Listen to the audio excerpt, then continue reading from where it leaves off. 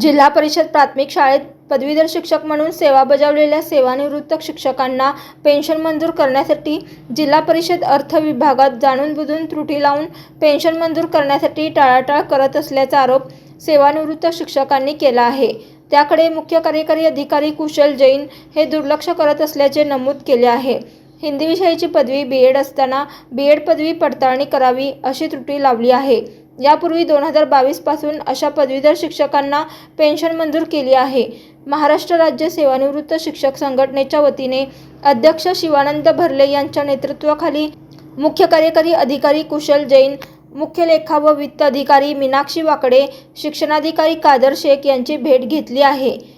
यावेळी सुषमा फुलारी, रमेश गायकवाड, सिद्धेश्वर धसाडे, काळप्पा सुतार, मल्लिकार्जुन बडदाळ, अजिज हिंगणीकर, नितीन कुलकर्णी, भीमाशंकर म्हेत्रे उपस्थित होते। अशाच नवनवीन अपडेटसाठी जनता राज्य न्यूज चॅनलला सबस्क्राईब करा, लाईक करा आणि शेअर करायला विसरू नका।